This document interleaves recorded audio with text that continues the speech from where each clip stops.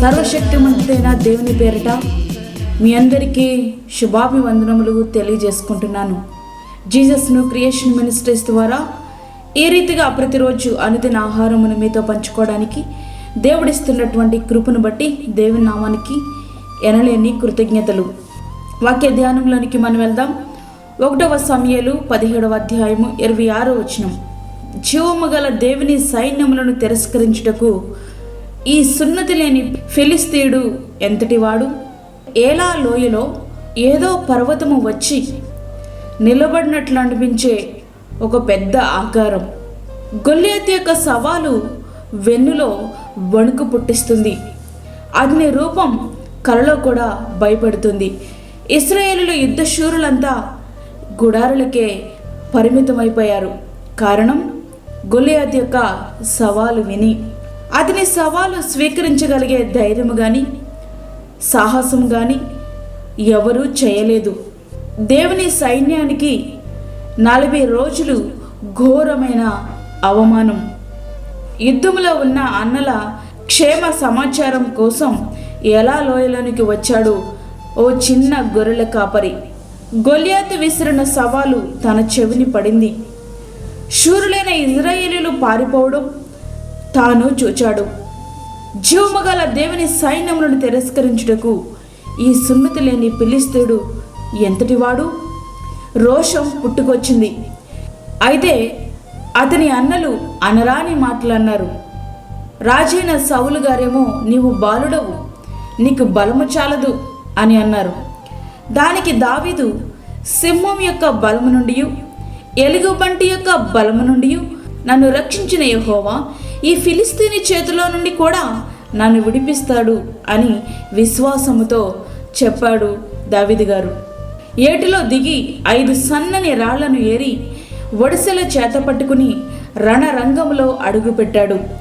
గొల్లియాతు విసిరిన సవాలుకు ప్రతి సవాలు విసిరి ఒడిసెలలో రాయి ఉంచి యుద్ధము యెహోవాదే అంటూ గొల్లియాతు మీదకి విసిరాడు. విసిరినవాడు మాత్రం దావీదు. ఆ రాయికి అత్యంత వేగాన్నిచ్చి గొల్లియాతు నుదురు పగిలేటట్టు చేసింది మాత్రం దేవుడే.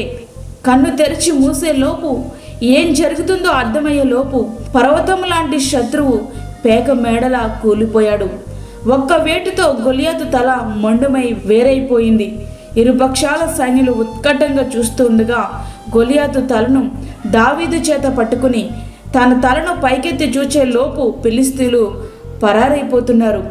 గాఢాంధకారపు లోయలో అనగా ఏలా లోయలో నేను సంచరించినను ఏ అపాయమునకు అనగా గొల్లియాతునకు నేను భయపడను. నీవు నాకు తోడయిందువు, నీ దుడ్డుకర్రయు నీ దండమును నన్ను ఆదరించును అంటూ దావీదు గారు పాట పాడుకున్నారు. ప్రియులారా, వాక్యం ఉంటున్నటువంటి ప్రియమైన దేవుని బిడ్డ, రణరంగంలో ఆరుతేరిన బలఢ్యులైన ఇశ్రాయేలు ఎవ్వరికీ సాధ్యము కాని శత్రు సంహారం కనీసం ఇంతకు ముందు అన్నాడు యుద్ధ భూమిలో కూడా అడుగు పెట్టని, ఎట్లాంటి యుద్ధ విద్యలో నేర్వని, వయసులోనూ బలములోనూ యుద్ధం చేయడానికి సామర్థ్యము చాలని దావీదు ఎట్లాంటి యుద్ధాయుధములే లేకుండా అంత అద్భుతమైన విజయం ఎట్లా సాధించగలిగాడు? ఒకసారి ఆలోచించారా? ఇశ్రాయేలు సైన్యం అయితే సమస్యను చూచారు, కానీ దావీదైతే ఆ సమస్యను పరిష్కరించగలిగే దేవుని వైపు చూచాడు. ఇశ్రాయేలు సైన్యం అయితే వారే యుద్ధం చేయాలనుకున్నారు, కానీ దావీదు గారైతే యుద్ధాన్ని యెహోవాకు అప్పగించేశారు. తద్వారా విజయం తన పాదాల చెంత చేరింది. ప్రియ స్నేహితుడా, ప్రియ దేవుని బిడ్డ, పర్వతము లాంటి సమస్యలు నీ ముందున్నప్పుడు వాటికి పరిష్కారం నీ ఊహల్లో కూడా రాకపోవచ్చు. అయితే సమస్యను కాదు నువ్వు చూడాల్సింది, ఆ సమస్యను పరిష్కరించగలిగే దేవుని వైపు చూడు. నీ బలమైన సమస్యలు అత్యంత బలవంతుడైన నీ దేవుని ముందు పెడితే అవి అత్యంత బలహీనంగా మనకు కనిపిస్తాయి. అయితే అది ఎప్పుడు సాధ్యము అని అనుకుంటున్నారా? దావీదు వలె నీవు దేవుని హృదయానుసారిగా జీవించినప్పుడు మాత్రమే. మరి ఈ సమయంలో దేవుని హృదయానుసారుడిగా నువ్వు జీవిస్తావా? ఇక నుంచి దేవునికి ఇష్టమైన వ్యక్తిగా నువ్వు మారుతావా? అయితే విజయం నీ సొంతం అవుద్ది. దావీదు గారి వలె ఎక్కడికి వెళ్ళినా నీ విజయాన్ని చూడగలవు. ఆ రీతిగా మన జీవితాలు సిద్ధపరచుకుందాం. నిత్యమైన ఆశీర్వాదాలు అనుభవిద్దాం. అట్టి కృప ధన్యత ప్రభు మనకు అనుగ్రహించునుగాక. ఆమేన్. వాక్యమైనటువంటి ప్రియమైన దేవుని బిడ్డలారా, ప్రార్థనలో ఏకీభవించండి. పరిశుద్ధమైన తండ్రి, ప్రేమగల యేసు ప్రభువా, నీ ప్రేమగల పాదములకు లెక్కలేని స్తుతి స్తోత్రములు చెల్లించుకొంచున్నాను. శ్రేష్టమైన మరి యొక్క దినం మా జీవితంలో మీరు అనుగ్రహించారు, నీకు వందనాలు. ఈ దినమంతా మాకు తోడుగుండండి. పనులలో, సమస్త కార్యక్రమంలో, బయటికి వెళ్తున్నప్పుడు, ఇంట్లోకి వస్తున్నప్పుడు నీ కాపుదల, నీ సన్నిధి, వాక్యం వింటున్న ప్రతి ఒక్క బిడ్డకు మీరు అనుగ్రహించండి. యేసయ్యా నీకు స్తోత్రం. ప్రార్థనలు ఏకీభవిస్తున్న నీ బిడ్డలను నీ యొక్క ఆత్మచేత మీరు తాకండి. సమస్యల వైపు చూడకుండా సమస్యను పరిష్కరించే నీ వైపు చూడడానికి సహాయం చేయండి. నీ హృదయానుసారులుగా మేము జీవించడానికి, నీకు ఇష్టమైన వారిగా జీవించడానికి మాకు సహాయం చేయండి. యేసయ్యా నీకు వందనాలు. బలహీనలను బలపరచండి. చంటి బిడ్డలను, వృద్ధులను, గర్భిణీ స్త్రీలను మీరు జ్ఞాపకం చేసుకోనండి. హార్ట్ పేషెంట్స్ని ప్రభా, షుగర్ పేషెంట్స్ని మీరు జ్ఞాపకం చేసుకోనండి తండ్రి. గర్భఫలము లేని బిడ్డలకు గర్భఫలము దయచేయండి.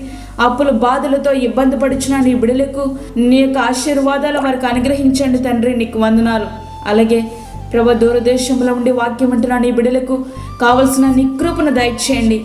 వారి యొక్క పనులలో మీరు తోడుగా ఉండండి ప్రభా. నీ సన్నిధిని దయచేయండి. ఈ దినమంతటి కావలసిన నీ కృపను మాకు అనుగ్రహించండి. మా దేశాన్ని ప్రభా, మా రాష్ట్రాన్ని మీరు కాపాడండి ప్రభా. మా రాష్ట్ర నాయకులను, మా దేశ నాయకులను మీరు రక్షించండి. దేశంలో ఉన్నటువంటి ప్రజలందరూ కూడా క్షేమంగా ఉండినట్లుగా, రక్షణ పొందినట్లుగా మీరు సహాయం చేసి బలపరచమని యేసు పరిశుద్ధ నామమున అడిగి వేడుకుంటున్నాము తండ్రి. ఆమేన్.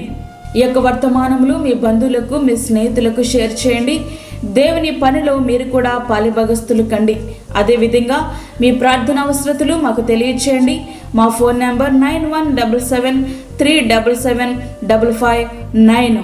దేవుడు మిమ్మను, మీ కుటుంబమును దీవించునుగాక. ఆమేన్. దేవుని సేవలో మీ సహోదరి అన్నామణి సాల్మన్. మీ అందరికీ మా హృదయపూర్వక వందనములు.